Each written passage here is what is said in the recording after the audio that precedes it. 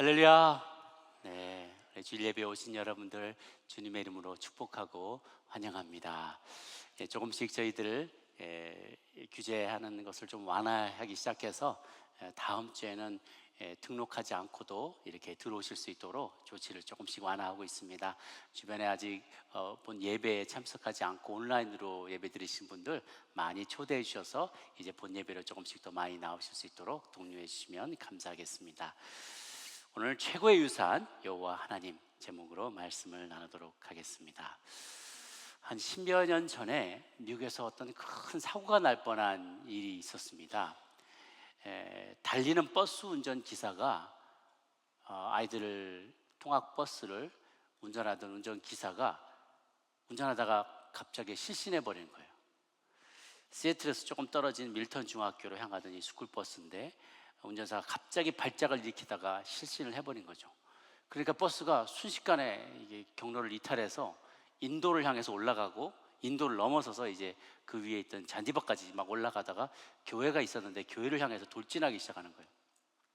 뒤에서 보고 있던, 그때 다 중학생들이 타고 있었는데요, 한 10여 명 정도 타고 있었는데 그 뒤에 있던 제레미라는 13살 난 소년이 순간적으로 본능적으로 앞으로 달려가서 그 핸들을 붙잡았어요. 그리고 다시 핸들을 꺾어서 길가로 쪽으로 나갈 수 있도록, 그 교회에 부딪히지 않고 길가로 나갈 수 있게 핸들을 꺾은 다음에 빨리 시동을 꺼서 이 차가 서서히 이제 멈추게 그렇게 한 거죠. 그러고 나서는 또 친구들하고 같이 운전기사 아저씨를 눕혀놓고 심폐소생술을 하기 시작한 거예요.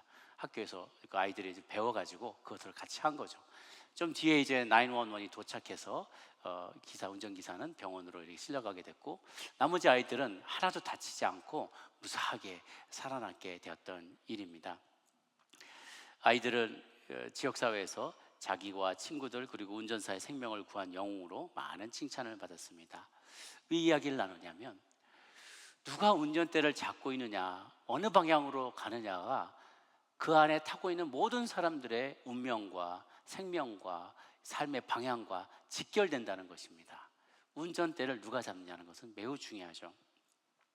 오늘 본문의 배경을 잠깐 소개해드리면, 지난번까지 이스라엘의 모든 땅 분배가 끝나고 마지막으로 레위 지파가 땅을, 그 중에서 도피성의 구별되는 장면이 먼저 나왔어요. 사실은 이스라엘 레위 지파가 받은 땅 중에서 6개를 구별한 것인데요, 순서적으로 보면 어떻게 보면 레위 지파가 먼저 구별되는 게 맞지만 그것이 굉장히 중요하기 때문에 먼저 나왔고, 오늘 본문에는 기다리다가 맨 마지막으로 레위 지파가 48개의 성읍을 불화받는 장면이 오늘 소개가 되게 됩니다. 사실 그 앞에 여호수아도 자기가, 다른 지파들은 다 노른자 땅을 다 갖고 나서 여호수아는 뒤늦게 남은 땅 중에 하나, 그냥 저길 나 땅을 달라고 얘기하면서 그냥 그 땅을 하나를 받았어요. 그 땅 이야기를 들었을 때 사람들은 도대체 그 땅이 어디 있는 땅인지도 모를 정도로 중요하지 않은 땅이었습니다. 그가 에브라임 산지에 딥낫 세라를 달라고 요구를 했어요. 남들은 다 뭐 헤브론, 무슨 예루살렘, 갈릴리, 뭐 어디 얘기만 들으면 우리가 다 아는 땅들이에요. 그런데 딥낫 세라는 이게 어디 있는지도 모르는, 붙어있는지도 모르는 진짜 황무지예요. 아무것도 없고 빛을 달라고 그럴 수도 있고 호숫가를 달라고 그럴 수도 있고 평야를 달라고 그럴 수도 있는데 산골짜기에 아무 쓸모없는 그런 땅을 달라고 합니다. 그게 진정한 리더의 모습이었죠. 여호수아는 자기가 더 많은 것을 요구할 수 있었음에도 불구하고 그렇게 하지 않았어요. 비슷하게 레위 지파도 사실은 모세를 통해서 너에게 땅을 줄 거다라고, 성읍을 줄 거다라고 약속을 주셨어요.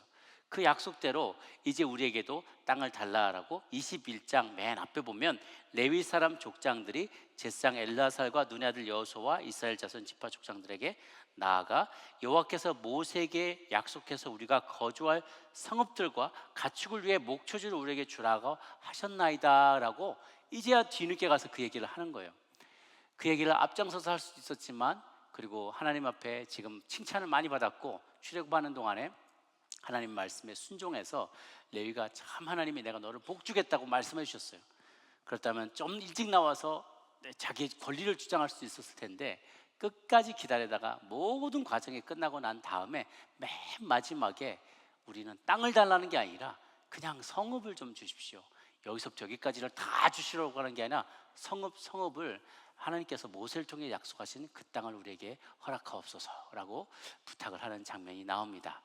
그리고 나서 비로소 모든 땅 분배의 작업이 완료가 되게 되죠.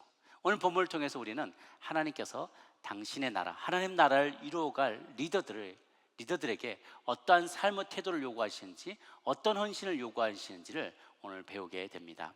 오늘 네 가지를 함께 나누게 될 텐데요. 첫 번째, 레위지파 제사장, 백성의 지도자들이 된 레위지파 제사장들에 대해서 깊이 들여다보려고 합니다. 하나님의 나라를 이루어 가실 때 모든 백성이 다 중요하지만 특히 어떤 리더들이 어떤 신앙적 태도와 결단으로 하나님을 섬기고 백성들을 섬기는지가 매우 중요합니다. 앞에서 말씀드린 것처럼 누가 운전대를 잡고 있느냐가 매우 중요해요. 그들이 어떤 방향으로 어떻게 돌리느냐에 따라서 공동체의 운명이 다 바뀌기 때문에 그렇습니다. 모두가 소중하지만 특별히 리더들이 소중해서 하나님께서 출애굽을 할 때 출애굽 이후로 이스라엘 백성에게 세 그룹의 리더십 그룹을 허락해 주셨습니다. 하나는 출애굽 이후에 생겨난 것이고, 두 가지 그 그룹은 출애굽 때부터 있었던 그룹이에요. 하나님은 이 백성들을 통해서 하나님 나라의 모델을 만들어가기를 원했어요. 그 리더십 그룹의 그 특징은 모두 다 똑같은 이름으로 불려진다는 것인데, 그들은 모두 다 메시아로 불려졌어요. 메시아는 뭔가 기름 부음 받은 자라는 뜻이에요. 기름 부음 받은 자, 잘 알고 있는 메시아는 그 기름 부음 받은 자들의 그룹이 세 가지가 있는데, 왕과 제사장과 선지자였어요. 세 그룹이 모두 다 기름 부음을 받은 자들이었습니다. 왕은 원래 하나님이 세우신 모세나 여호수아 혹은 사사들과 같은 리더들이 죽은 후에 백성들이 요구함으로 인해서 하나님은 원치 않았지만, 그래 너희들이 그렇게 원한다면, 굳이 그렇게 원한다면 내가 허락해 주겠다라고 약속해 주신 거예요. 그러면서 경고하셨죠. 너희들 틀림없이 이 왕들이 너희들을 괴롭힐 것이다. 너희들 위해 군림하고 너희들의 자녀들 빼앗아가고 너희들의 물질들을 나라의 것으로 빼앗아가게 될 것인데 그래도 괜찮냐라고 얘기했을 때 백성들이 그래도 좋으니까 우리에게 왕을 주시오. 본래 하나님 나라에서는 하나님이 왕이셨어요. 하나님이 직접 통치하셨어요. 그러니까 다른 대표가 필요가 없지만 이스라엘 백성들은 보이지 않는 하나님보다 눈에 보이는 왕이 필요합니다. 눈에 보이는 우리에게 왕을 주시오라고 요구하면서 왕을 그들을 위해 세우게 되었죠. 그 전부터 있었던 두 대표자 그룹이 리더십 그룹은 선지자가 또 있었습니다. 그들은 하나님의 뜻을 이스라엘 백성에게 전파하는 입술과 같은 역할을 했던 사람들이고요. 마지막으로 이제 제사장은 특별한 역할을 맡았는데, 거룩하신 하나님과 죄 많은 인간이 하나님을 만나야 되는데 그 죄성을 가지고 그대로 나갈 수가 없으니까 특별하게 구별된, 아주 거룩하게 구별된 한 종류의 사람들이 하나님과 인간 사이를 중재하도록 역할을 맡은 거예요. 그게 바로 제사장 그룹인 거죠. 그래서 그들은 아무나 하는 것이 아니라 하나님께서 특별히 세우신 아론의 자손 중에서 제사장들이 세워졌고, 그들은 하나님 앞에 서기 위해서 끊임없이 자신을 정결하게 하는 정결 의식을 하고 죄를 입에 담지 않으려고 하고 거룩하게 지내고, 특히 대제사장은 더더군다나 더 거룩하게 자신을 지키려고 무진 애를 썼다고 합니다. 그들은 하나님과 인간 사이를 중재하는 제사의 역할을, 제사를 진행하는 역할을 했고, 또 평상시에는 백성들에게 하나님의 율법 말씀을 가르치는 역할을 했어요. 성전 봉사와 제사 수종과 율법의 교사가 그들의 사명이었던 거죠. 그래서 이들은 이 역할들을 위해서 왕과 선지자와 제사장은 거룩하게 구별되어서 그들에게 기름을 부었던 것이죠. 이 제사장은 특히 레위의 후손인 아론의 아들들 중에서만 대대로 이어져 오게 되고요. 그 중에 장자가 대제사장으로 쓰임받게 되었습니다. 나중에 조금 더 자세하게 설명을 드릴게요. 오늘 두 번째, 그래서 조금 더 자세하게 나누고 싶은 이야기는, 레위인들은 그러면 어떻게 살았는가? 성읍과 함께 11조와 헌물들을 받아서 살았다는 거예요. 그 레위인들이 오늘 본문에 성읍을 받게 됩니다. 길어서 다 다루진 않았지만 21장의 중반을 보면 레위인들이 각 12개 지파로부터 성읍들을 제비뽑기 해가지고 받아오는 장면들이 나오게 돼요. 평상시에 이들은 성막봉사와 율법을 가르치는 이 역할들을 전념할 수 있도록 부름받았기 때문에 기업을 받지 않았어요. 기업, 유산을, 큰 땅덩어리를 여기서부터 여기까지 땅덩어리, 너 땅덩어리다라고 영토를 받은 게 아니라 이 땅에 이 지파에서 조금, 저 지파에서 조금, 도시 하나, 성읍 하나, 조그만 성읍 하나, 좌우로 900m 되는 목초지와 그 안에 있는 성읍 요만큼을 부라받은 거예요. 그래서 그들은 12지파에게서 조금씩 48개 성읍과 주변의 들을 받게 됩니다. 한번 레위 지파에 좀 더 자세하게 이제 설명을 드리자면, 족보라 사진 한번 보면은요, 야곱의 12아들들이 있죠. 르실레이오 단납 쭉 나갑니다. 근데 레위가 셋째 아들이라고 그랬어요. 시몬과 레위, 르우벤은 소모와 같이 동침함으로 인해서 탈락하고, 시몬과 레위는 디나의 보복 사건, 세겜 족속을 보복함으로 인해서 너희들은 저주받게 될 것이고 이스라엘 가운데 흩어지게 될 것이고 뿔뿔이 나뉘어지게 될 것이다 라는 저주를 받고, 정말 시몬과 레위는 그런 운명에 처해지고, 시몬은 심지어 12지파 중에 가장 종족 숫자도 적게 되었어요. 많은 사람이 죽고 전쟁에 죽고 그러면서 정말 저주가 그대로 시현돼서 시몬은 존재감이 없어지게 됩니다. 그런데 반면에 레위는 하나님 앞에 충성함으로 재기의 발판을 마련하게 돼요.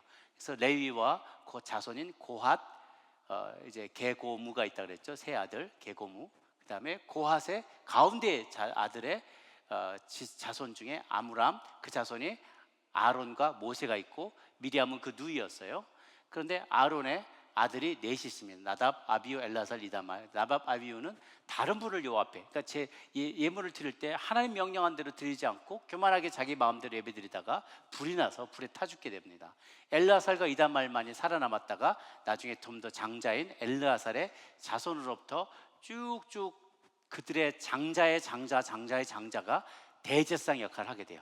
그래서 비느하스, 유명한 비느하스가 여기 나오고, 아히둠이 있고, 그 아래 쭉 내려가다 보면 유명한 사독 제사장, 다윗 때의 사독 제사장이 또한 나오게 되죠. 그래서 이렇게 쭉 보면서 제사장은 아론의 자손 중에서만 제사장이에요. 그러니까 레위의 게르손, 고핫, 무라리가 다 레위 지파에 소속된 자녀들이 많이 있지만 그들은 다 일반 레위인이 되고, 고핫의 자손, 아므람의 자손, 아론의 자손들만 제사장이 됐어요. 그 중에서도 장자의 장자들만 한 사람씩 대제사장으로 대를 이어서 되게 된 것이죠.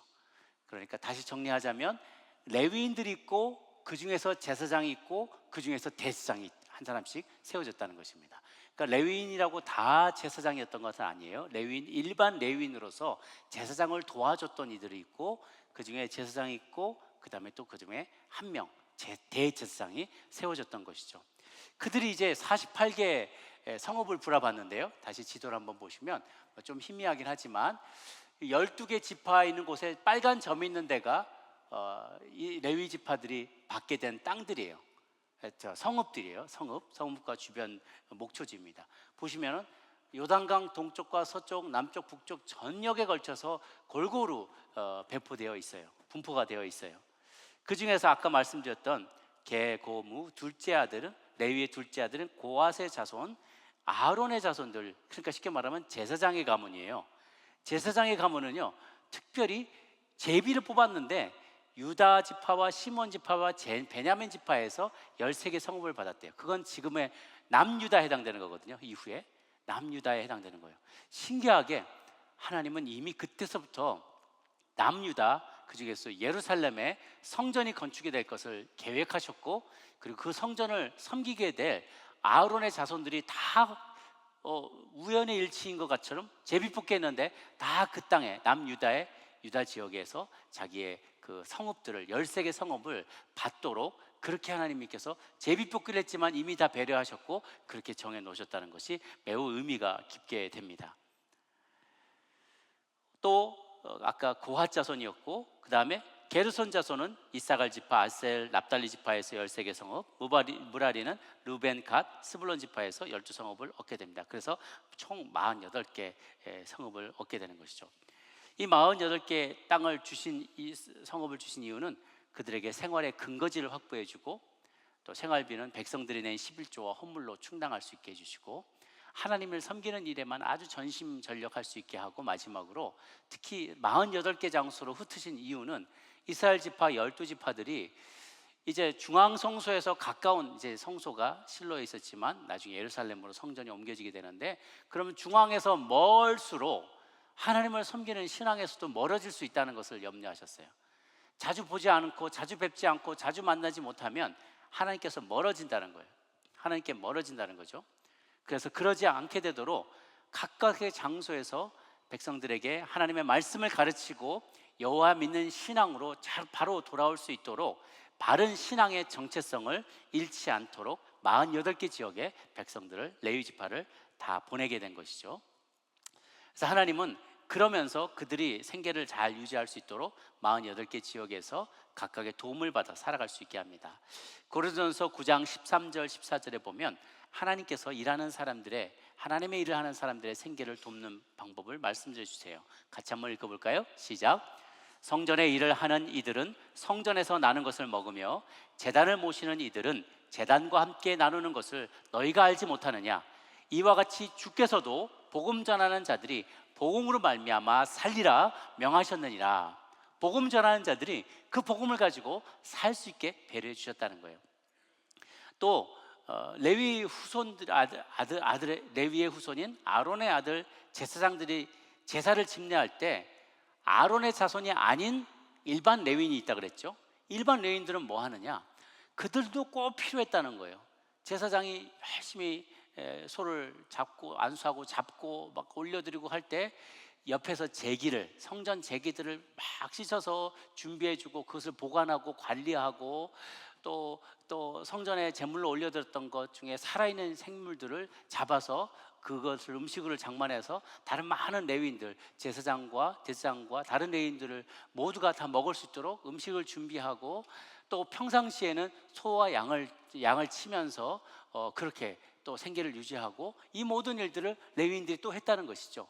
마치 오늘날과 같으면 예배를 진행하고 찬양을 인도하고 이러는 분들도 있지만 성가대 봉사하는 분들도 있고, 주차 봉사하는 분, 타가를 하시는 분들, 또 여러 가지 교회의 봉사 일들을 하시는 분들이 또 성가대가 있고 많은 분들이 계시다는 거예요. 제사장만 하나님 일을 하는 것이 아니라 레위인들도 그 많은 역할들을 옆에서 다 같이 감당하였어요.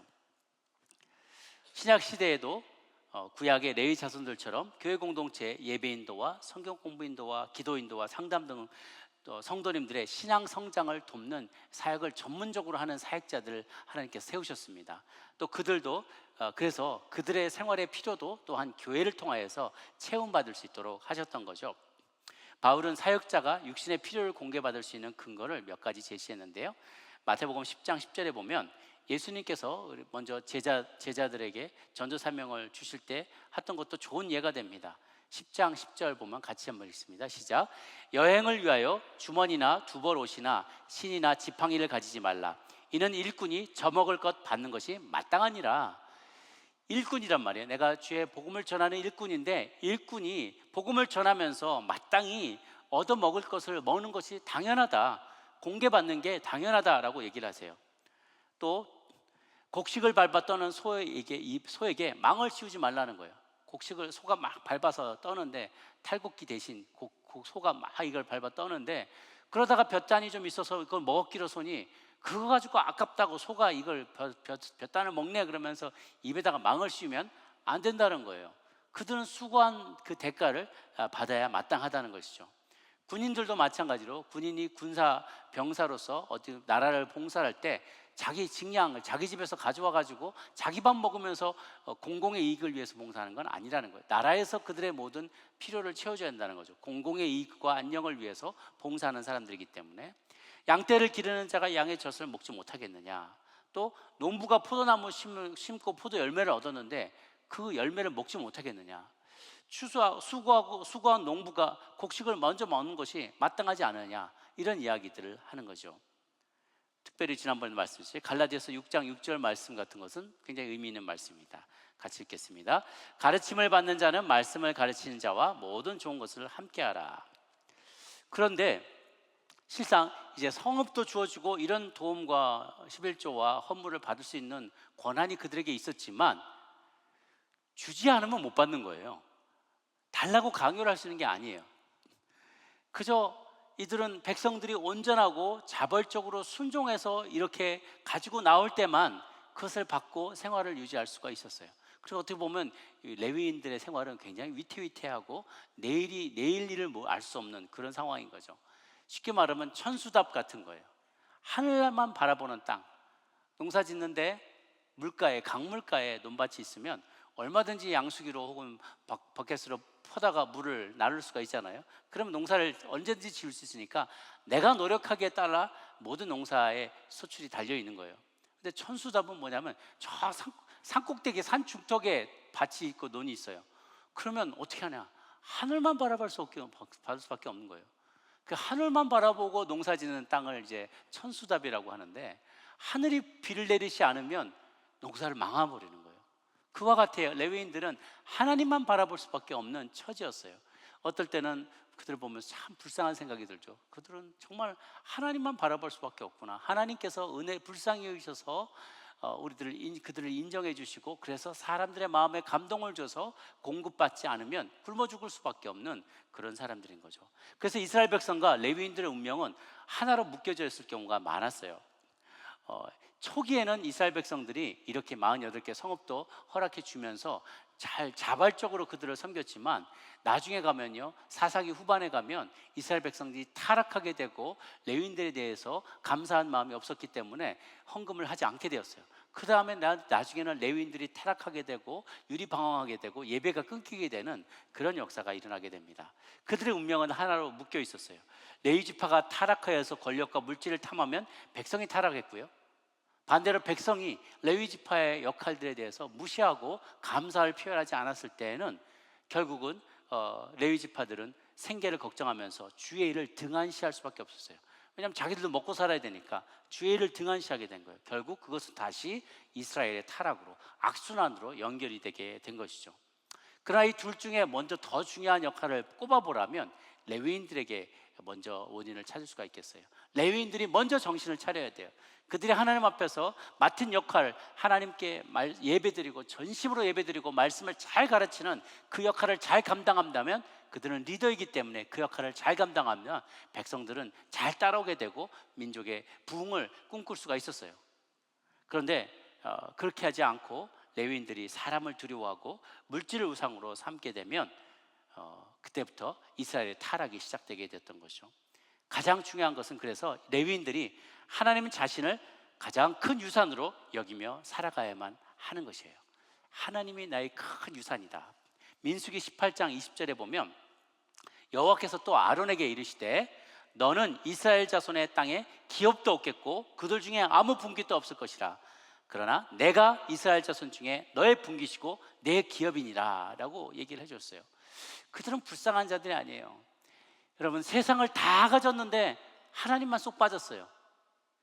그럼 그 인생이 복된 인생일까요? 천만의 말씀.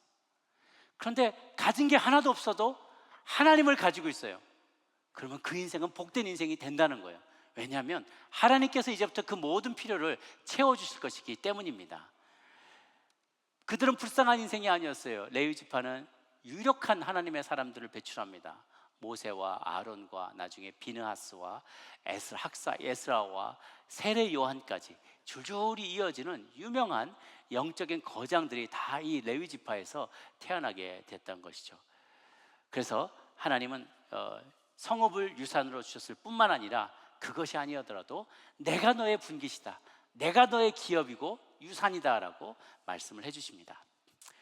우리 세 번째는, 그러면 그거는 우리 목사님들, 주의 종들에게 참 좋은 소식이네요 라고 생각하실 분들이 계실지 모르겠는데, 오늘 과연 그러면 누가 레위인이며 제사장인가? 오늘날 누가 레위인이고 제사장인가? 목사님들이 주의 종 아닌가요? 주의 종. 여러분들은 누구 사람의 종인가요?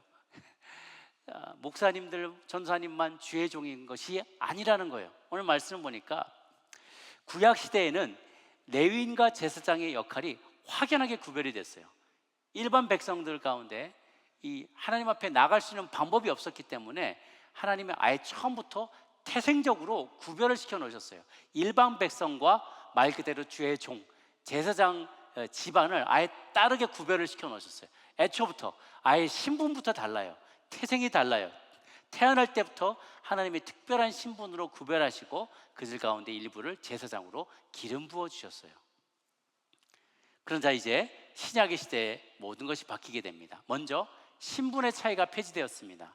예수님을 믿고 구원받은 우리 모두가 하나님 앞에서 제사장이 되었는데, 이게 바로 만인 제사장설이죠. 베드로전서 2장 5절 한번 같이 읽겠습니다. 시작. 너희도 산돌같이 신령한 집으로 세워지고 예수 그리스도로 말미암아 하나님이 기쁘게 받으실 신령한 제사를 드릴 거룩한 제사장이 될지니라. 아멘. 베드로전서의 독자들은 일반 성도들입니다. 그런데 너희들이 신령한 제사를 드리는 거룩한 제사장이 될 것이다 라고 얘기하셨어요. 이를 정통 유대인들이 이 글을 읽으면, 받았을 때 굉장히 많이 당황했어요. 나중에 로마서에도 그런 얘기가 나오는데요, 일반 성도들인데 너희가 제사장이 될 것이다, 거룩한 제사장이라고. 아니, 그건 내 팔자에 없는데요. 아니, 그게 아니라는 거예요. 이제는 모두가 다 제사장이 됐다는 거예요. 베드로전서 2장 9절도 마찬가지입니다. 같이 한번 읽습니다. 시작. 오직 너희는 택하신 족속이요 왕 같은 제사장들이요 거룩한 나라요 그의 소유된 백성이니 이는 너를 어두운 데서 불러내어 그의 기이한 빛에 들어가게 하신 자의 아름다운 덕을 전하게 하려 하심이라 했어요. 아멘. 그래서 이제 우리 모두는 다 제사장으로서 부름받았다. 신분이 철폐된 거예요. 신분이 평등해졌어요. 예수님 덕분에 우리 모두가 다 예배를 드릴 수 있는 제사장이 된 거예요. 그리고 이제 그리스도인들이 모두가 다 기능 면에서는요, 이 제사장의 기능의 일부는 일반 성도들과 공유하게 됐고, 어떤 것은 고유하게 여전히 제사장들이 해야 될 일들이 따로 있게 되었어요. 모든 그리스도인이 공유하게 되는 기능이 세 가지인데, 첫 번째는 제사 지내는 기능, 예배를 집례하는 기능이라는 거예요. 로마서 12장 1절 같이 한번 읽겠습니다. 시작. 그러므로 형제들아, 내가 하나님의 모든 자비하심으로 너희를 권하노니 너희 몸을 하나님이 기뻐하시는 거룩한 산 제사로 드리라. 이는 너희의 드릴 영적 예배니라. 아멘. 그 과거에는요, 희한한 일이 벌어졌습니다. 이제 과거에는 제사를 지낸다 그랬을 때 제사를 드리는 사람과 제물이 구별이 돼 있었어요. 그래서 제사장이 제물을 드리게 되면 제물을 잡고 다른 제3의 제물을 잡고 내가 제사장으로서 그 제물을 가지고 하나님 앞에 나가는 것이었는데, 이제 바뀌어진 시스템 하에서는 뭐가 달라졌냐면 제물과 제사장이 같아질 수도 있는 거예요. 셀프 세크리파이스. 너희 자신을 산 제물로 드리라는 거예요. 우리의 삶을 제물로 드리면서 동시에 나는 제사장으로서 그 역할을 할 수가 있게 되는 것이죠. 너희는 드릴 영적 예배니라. 또 히브리서 13장 15절 16절 한번 읽어볼까요? 같이요. 시작. 이러므로 우리가 예수로 말미암아 항상 찬미의 제사를 하나님께 드리자. 이는 그 이름을 증거하는 입술의 열매니라. 오직 선을 행함과 서로 나눠주기를 잊지 말라. 이 같은 제사는 하나님이 기뻐하시니라. 항상 예수로 말미암아 항상 찬미의 제사를 드리자. 우리가 예배하자는 거예요. 예배할 수 있는 권세가, 언제든지 예배할 수 있는 권세가 우리에게 주었다는 거예요. 아침에도 혼자서 예배할 수 있어요. 먼 외딴 곳에서 말씀 펼쳐놓고 찬양하며 혼자 예배할 수 있게 되는 거예요. 미디에이터가 필요가 없게 됐어요. 중간에서 우리가 하나님 앞에 나갈 자격이 없어서 매번 제문을 잡아야만, 그래야만 예배를 드릴 수 있기 때문에 제사장이 없으면 예배를 드릴 수가 없어요. 예배 자체가 성립이 안 돼요. 더러운 인간이 하나님을 만날 수가 없으니까. 그런데 이제 once and for all, 단번에 영원히 우리 죄를 예수님께서 사해 주셨기 때문에 언제든지 담대하게 그 은혜의 보좌 앞으로 나가 제사를 지낼 수 있게 되었다는 것입니다. 이것이 모든 평신도들에게 주어진 놀라운 첫 번째 특권이고요. 두 번째는 뭐냐면 축복의 권세예요. 복을 빌 수 있는 권세가 모든 성도들에게 주어졌어요. 로마서 12장 14절 같이 한번 읽습니다. 시작. 너희를 핍박하는 자를 축복하라. 축복하고 저주하지 말라. 그 아론의 축도 기억하시죠? 아론이 여호와는 너희로 그 빛을 비추사 복 주시기를 원하고 쭉 아론이 축도를 하잖아요. 그 앞에도 아브라함, 이삭, 야곱이 자기 자손들을 갖다 놓고 요새까지 자손들을 앉혀놓고 다 축복을 했어요. 그거는 이제 레위 지파의 제사장들이 나오기 이전에는 그들이 제사장급이었거든요. 그러니까 그들이 자손들을 다 축복할 수 있는 권세가 있었어요. 그 이후로는 이제 제사장이, 그리고 대제사장이 백성들을 백성들을 하나님 앞에, 백성들을 위하여 하나님께 복을 비는 그 역할을 할 수가 있었던 거죠. 그런데 이제 오늘날의 시대는 우리 모두가 다 남을 향해서 복을 빌어줄 수가 있게 된 거예요. 베드로전서 3장 8, 9절도 한번 같이 읽어볼까요? 시작. 마지막으로 말하노니 너희가 다 마음을 같이하여 채우라며 형제를 사랑하며 불쌍히 여기며 겸손하며 악을 악으로 욕을 욕으로 갚지 말고 도리어 복을 빌라. 이를 위하여 너희가 부르심을 입었으니 이는 복을 유업으로 받게 하려 하심이라. 복을 빌라. 여러분에게 복을 빌면 그 복이 임하는 놀라운 권세가 있는 거예요. 여러분, 그래서 우리가 서로 좌우에 계신 분에게 축복하십시오 할 때 그냥 뭐 립서비스로 그냥 분위기 따뜻하게 하려고, 분위기 좋게 하려고 이거 하는 게 아니라는 거예요. 실제로 복을 빌어주며 축복합니다, 잘 오셨습니다, 강건하시길 바랍니다, 당신을 축복합니다 라고 말할 때 그 축복의 권세가 그 사람에게 그대로 임하는 거예요. 그러니까 여러분 꼭 축복해 주세요, 축복해 주세요 하고 목사님들한테만 오지 않아도 괜찮아요. 바로 옆에 계신 분에게도 복을 부탁할 수 있어요. 나를 위해서 복을 빌어달라. 그럼 하나님께서 그 복을 갚아주시는, 복을 이루어 주시는 것이죠. 세 번째는 중보기도 할 수 있는 기능 또한 우리에게 허락해 주셨어요. 에베소 6장 19절 말씀 같이 한번 읽겠습니다. 시작. 나를 위하여 구할 것은 내게 말씀을 주사 나로 입을 벌려 복음의 비밀을 담대히 알리게 하옵소서 할 것이니, 지금 위대한 사도 바울이 에베소 교인들에게 나를 위해서 중보기도해 달라라고 부탁하고 있는 거예요. 사도도 일반 성도들의 기도가 너무나 간절히 절실히 필요한 것이죠. 또 야고보서 5장 16절 같이 읽습니다. 시작. 이러므로 너희 죄를 서로 고하며 병 낫기를 위하여 서로 기도하라. 서로가 중보하고 기도할 때 그 기도의 능력이 나타나는 축복을 주신 거예요. 그래서 다시 여러분이 얼마든지 혼자서 예배할 수 있어요. 그리고 여러분이 다른 사람을 축복할 수 있어요. 여러분이 다른 사람을 위해 중보할 수 있어요. 그런데 그 모든 것들이 강력하게 동일하게 다른 제사장이 했던, 과거의 제사장들이 했던 것과 동일한 효력을 발휘하면서 역사한다는 것이죠. 그런데 그럼에도 불구하고 여전히 목회자들에게 고유하게 남아있는 기능이 있어요. 신분은 다 똑같다고 했습니다. 신분은 다, 우리는 다 왕같은 제사장들이에요. 그런데 특별하게 전문 사역자들에게, 목회자들에게 고유하게 남겨진 기능은 두 가지인데요. 말씀과 성례, 그러니까 설교하는 것과 성례, 성찬, 성례, 즉 세례와 성찬. 기독교에는, 개신교에는 2개가 있습니다. 카톨릭에는 7개가 있는 7성례가 있는데요. 그 중에 우리는 다른 건 다 정리하고 딱 2개만을 전통으로 잡았어요. 그게 바로 세례와 성찬이거든요. 그래서 이 전문 사역자인 목회자에게는 설교하는 것과 세례 성찬을 집례하는 거니 그것이 여전히 고유한 기능으로 남게 되었어요. 에베소 4장 11절을 보면은 그 역할을 이렇게 설명합니다. 그가 혹은 사도로, 혹은 선자로, 혹은 복음 전환자로, 혹은 목사와 교사를 주셨으니, 특히 말씀, 설교하고 가르치는, 말씀을 풀어서 가르치는 그 역할을 할 때 어떤 사람은 사도, 어퍼서, 보냄받은 자로서, 예전에 사도가 있었어요. 혹은 선자들이 때때로 나타나서 하나님의 말씀을 대언합니다. 복음 전환자는 이벤젤리스트, 전도자, 선교사 같은 분들이에요. 혹은 그 다음에 목사와 교사를 주셨는데, 이들은 하나님의 말씀을 풀어서 잘 전달하고 가르치는 역할을 맡은 자로 부름받은 것이죠.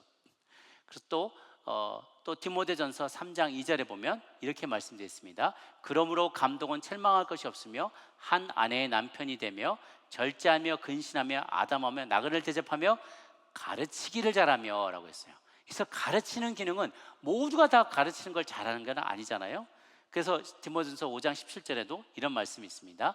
잘 다스리는 장로들을 배나 존경할 자로 알되 말씀과 가르침에 수고하는 이들을 더할 것이니라.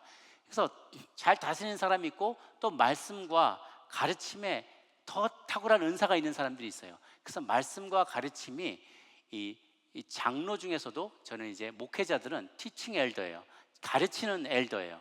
그래서 다른 교회 여러 사무들을 장로님들 같이 보지만 그 중에 티칭을 통해, 티칭을 위하여 부름받은 티칭 엘더, 저는 이제 가르치는 목회자는 가르치는 은사를 가진 사람이죠. 그래서 전문 목회자에게는 이러한 가르침, 설교권과 성례, 즉 세례와 성찬을 집례하는 그런 기능적인 부분이 그렇게 분류가 됐다는 것입니다. 저와 여러분들, 목회자와 여러분들은 모든 면에서 똑같은 제사장들이에요.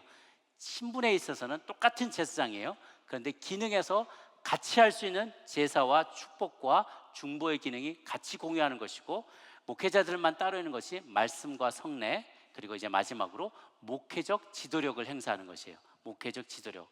그건 뭐냐면 교회를 다스리고 목양적인 면에서 바라보면서 이 부분에는 목양적으로 이분에는 이런 것이 필요하구나, 이분들은 기도가 필요하구나, 이분에는 위로가 필요하고 상담이 필요하구나, 이런 목양적인 면에서 이래야만 교회가 잘 하나님의 뜻대로 이루어질 텐데 라는 목양적인 관점에서 리더십을 발휘하도록 하나님께서 부르셨다는 것이죠.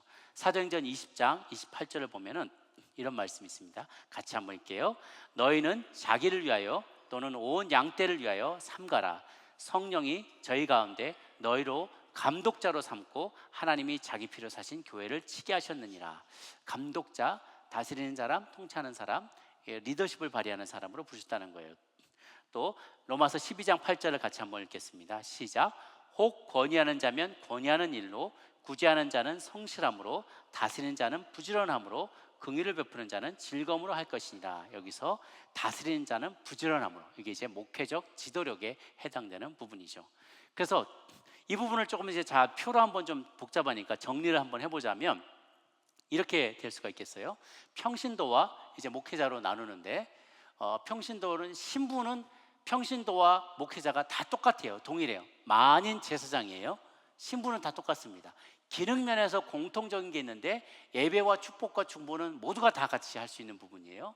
따로 목회자에게 구별된 부분은 말씀과 성례, 성례는 곧 세례와 성찬이고요. 그 다음에 목회적인 리더십, 목양적인 리더십을 발휘하도록 목회자를 따로 부르셨어요. 그래서 근본적으로는 우리는 다 같은 신분이고, 특별히 중요한 것은 우리는 다 제사장 신분이라는 것이죠. 이 말은 우리 성도님들에게 새로운 의무를 부과해 줍니다. 전에는 나는 목사도 아닌데 당신이 목사도 아닌데 왜 그렇게 난리야? 남편들이 그렇게 얘기하잖아. 목사도 하루 종일 교회 살아, 아주 그냥 교회 살아 아주, 그러면서 불평불만하는데, 때로는 어떤 분들은 이러세요.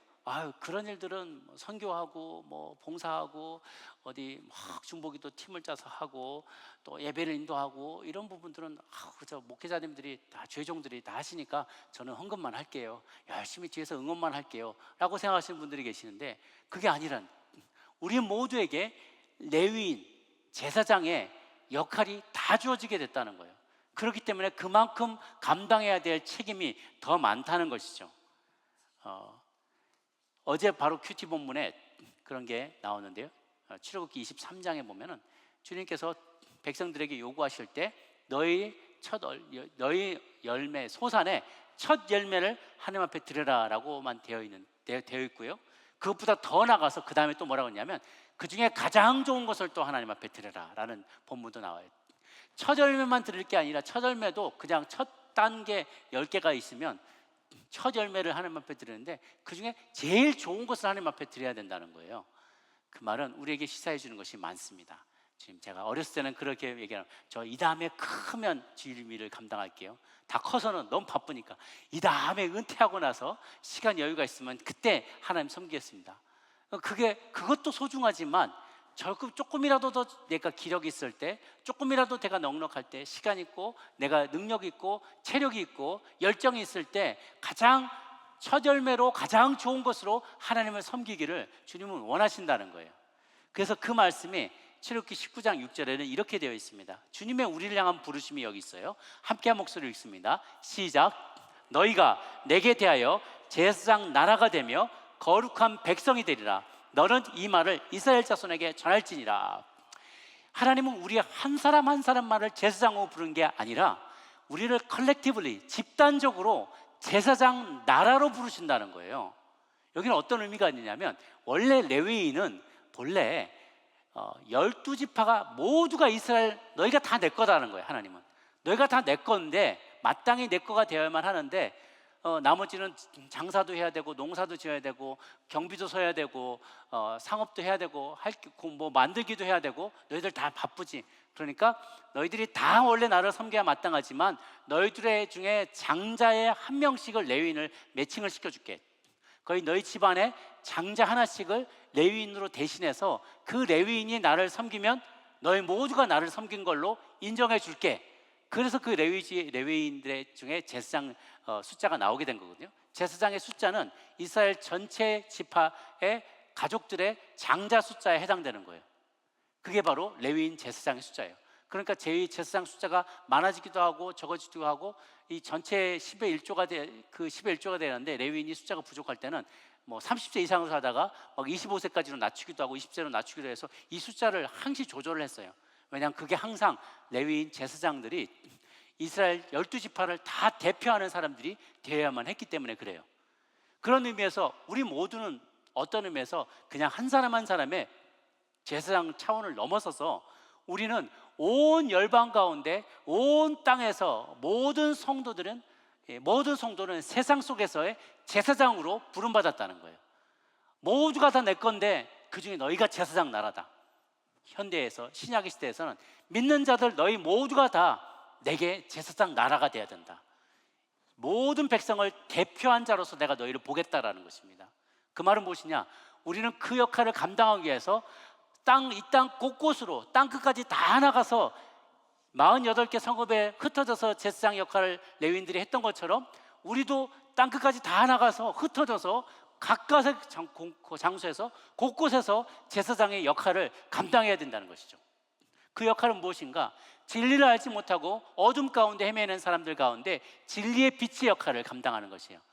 하나님이 없는 곳에서 썩어져 가는 곳에서 그 부패를 방지하는 소금의 역할을 감당하는 것이죠. 그래서 세상 곳곳으로 나가가 우리는 빛과 소금의 역할을 감당하도록 부름받은 레위인 그리고 제사장들이라는 것입니다. 그러한 자기의 신분에 대한 분명한 인식이 있을 때 우리는 하나님 앞에 잘 쓰임받게 되는 것이죠. 마지막으로 이렇게 이스라엘 백성들이 하나님 앞에 잘 순종하며 또 마지막 레위인까지 잘 순종하여서 땅의 배분을 마치게 되고 성읍의 배분을 마치게 되었을 때 하나님께서 그 백성들에게 복을 주셨다라고 얘기가 나와요. 복 주는 장면이 세 가지가 나오는데요. 43장 3절에 보면 조상들에게 여호와께서 이스라엘 조상들에게 맹세하사 주리라 하셨던 온 땅을 이와 같이 이스라엘에게 다 주셨다. 그리고 또 한 가지는 온 땅이 있고 44절에 여호와께서 그들의 주위에 안식을 주셨다. 드디어 비로소 하나님 안에서 쉴 수 있게 해주셨다. 그리고 모든 원수들 중에서 그들과 맞설 자가 하나도 없게 해주셨다. 승리를 주셨다. 온 땅을 주시고 안식을 주시고 어느 누구도 맞서지 못하는 승리를 주셨다는 것이 이것이 주님께서 약속하신 모든 것들을 그대로 이루어 주신 거예요. 그 45절 말씀이 참 중요한데 여호와께서 이스라엘 족속에게 말씀하신 선한 말씀이 하나도 남음이 없이 다 응하였다. Not one of all the Lord's good promises to Israel failed. 어느 하나가 또 fail하지 않고 약속하신 것은 다 이루어 주셨다는 거예요. 하나님은 신실하신 분이신 줄 믿으시기 바랍니다. 이스라엘 백성만 불신앙하고 불순종했기 때문에 이 축복이 사실은 40몇 년 전에 45년 7년 전에 이미 이루어졌어야 될 일들이에요. 근데 왜 이렇게 딜레이가 됐는가? 이스라엘 백성이 순종하지 않았기 때문에. 하나님은 약속을 지켰지만 이스라엘은 그 약속을 지키지 않았기 때문에 이것이 딜레이 되다가 이제야 드디어 주님께서 그 모든 약속을 하나도 빠짐없이 다 이루어 주신 것이죠. 말씀을 정리하도록 하겠습니다. 우리 가운데 특별한 이들을 구약에서는 그들 가운데 특별한 이들을 하나님께서 메시아로 부르셨습니다. 구별하여 주셨어요. 왕과 제사장과 선자와 제사장 세 부류를 리더로서 메시아로 부르셨습니다. 그러나 오늘날에는 하나님께서 저와 여러분을 작은 메시아로 부르십니다. 왜냐하면 우리가 모든 레위인으로서 또 제사장으로서의 역할을 감당하도록 우리가 부름받았기 때문에 그래요. 제사장의 역할은 무엇인가? 메시아 역할이라는 거예요. 기름 부음 받은 자, 거룩하게 구별돼서 기름 부음 받고 그리고 온 땅에 가서 진리를 알지 못하는 자들을 구원해내는 역할을 하는 작은 메시아, 작은 예수로 우리는 부름받았다는 거죠.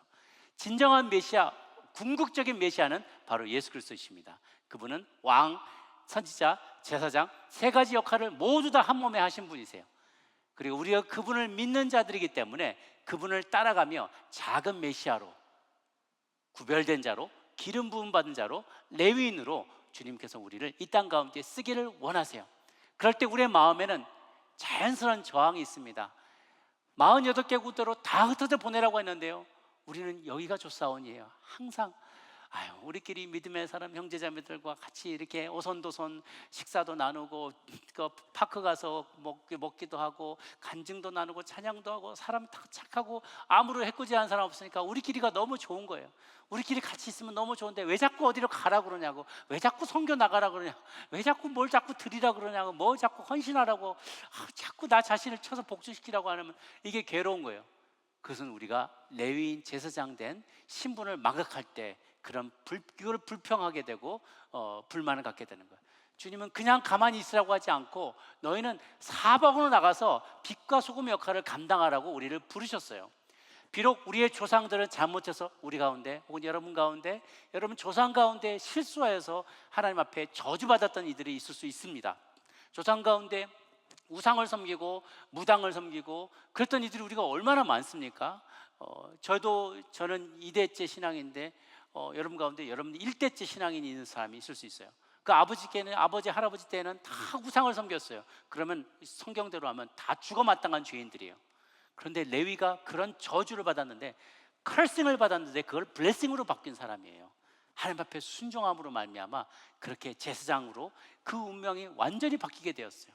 여러분, 그 저주받은 운명에 그대로 남아있지 마시고 이제는 구원받고 제사장으로서 부름받은 자답게, 작은 메시아답게 땅 곳곳에 흩어져서 하나님께서 우리에게 맡겨주신 사명, 땅에서 빛과 소금의 역할을 감당하며 잃어버린 영혼을 빛 가운데로 인도하는 역할을 잘 감당할수록 주님은 저와 여러분을 부르십니다.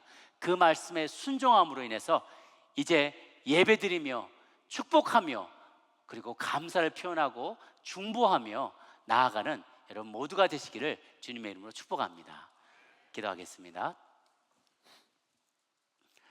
하나님, 우리에게 이 놀라운 권세를 허락해 주셔서 감사합니다. 정말 우리가 망할 백성들이었는데 우상을 섬기고 하나님을 싫어하고 하나님 마음에 두기를 싫어하고 주를 모른다고 얘기했던, 정말 우상을 섬기던 이방인들의 자손들인데 이 큰 은혜로, 어찌 은혜로 운명을 바꿔주시고 심지어 우리를 제사장 나라로 불러주신다고 하니 너무나 감사합니다. 우리 이제 제사장답게 살아가게 도와주옵소서. 왕같은 제사장입니다. 하나님, 그 특권을 받은 자답게 제사장이, 그 옛날 제사장이 제사 드리기 전에 늘 자신을 겸비하며 옷을 씻고 하나님 마음을 씻고 입술을 정결하게 하며 입술에 파수꾼을 세우며 죄짓지 않으려고, 죄된 생각도 갖지 않으려고 그렇게 몸부림치며 자신의 거룩하게 구별된 역할을 감당했던 것처럼 우리도 그런 역할을 감당하는 제사장들이 되게 하여 주시옵소서. 하나님, 우리에게 주신 특권, 언제든지 예배하며 언제든지 다른 이들을 축복하며 언제든지 하나님 앞에 기도로 나아갈 수 있는 이 권세 허락하여 주심으로 우리 모두 세상 속에 나가 제사장단 나라의 그 역할을 잘 감당하게 도와주시옵소서. 우리 같이 한번 한 목소리로 통성으로 기도하며 나가도록 합니다. 함께 기도하시겠습니다. 살아계신 주님, 우리를 제사장으로 불러주시니 감사합니다. 왕같은 제사장이요 거룩한 나라요 그의 소유된 백성이라고 우리를 불러주시니 감사합니다. 우리는 저주받은 인생이었습니다. 커싱으로 저주받아 하나님 앞에 나갈 수 없는 자들을 입고 사방에 흩어질 수밖에 없는 운명이었지만 하나님, 우리를 그 흩어진 곳에서 하나님 제사장 나라로 삼아주시니 감사합니다. 하나님, 전 세계에 700만이 넘는 디아스포라 코리안들을 흩어보내셨는데 우리는 불우한 일이라 우리 과거의 역사 때문에, 전쟁 때문에 끌려가서 노예로 혹은 여러 가지 이유로 팔려가고 그래서 원치 않은 이민 생활을 하던 이들도 많았습니다. 하나님, 그러나 수백만의 디아스포라 코리안들을 온 땅의 온 세 열방 가운데 흩어지게 하시면서 그곳에서 제사장 나라로 쓰임받게 하시니 감사합니다. 하나님, 우리의 사명을 깨닫게 하여 주옵소서. 흩어진 그곳에서 빛과 소금의 역할을 잘 감당하는 저희 되게 하여 주옵소서. 안일하게 앉아있지 않고 하나님이 있는 곳에서 이곳이 편안하거니 이곳이 좋사오니 남아있지 아니하고 하나님은 더 많은 곳으로 흩어져서 전 세계 곳곳으로 열방으로 땅끝까지 흩어져서 빛과 소금의 역할을 감당하며 잃어버린 영혼들 구원하는 일에 귀하게 쓰임받는 우리 모두가 되게 하여 주옵소서. 우리 성도들 세상 끝까지 나아가 잘 쓰임받으며 곳곳에서 예배자로 서게 하시옵소서. 곳곳에서 복을 비는 자가 되게 하여 주시고 곳곳에서 중보하는 자로 우리를 사용하여 주옵소서. 그렇게 쓰임받을 때 하나님 나라가 이 땅 가운데 속히 오게 될 줄로 믿습니다. 하나님, 우리 한 사람 한 사람과 늘 동행하여 주시며 어려운 때에, 환난의 때, 이 마지막 때에 주님 앞에 쓰임받는 인생 되게 하여 주시옵소서. 할렐루야. 주님, 그 어느 것보다도 주님이 우리의 최고의 유산입니다. 주님이 우리의 최고의 분기시고 기업입니다. 다른 어떤 것을 구하지 아니하고도 내게 아무것도 없다 할지라도 주님만 있으면 나는 세상을 다 가진 자처럼 살겠습니다.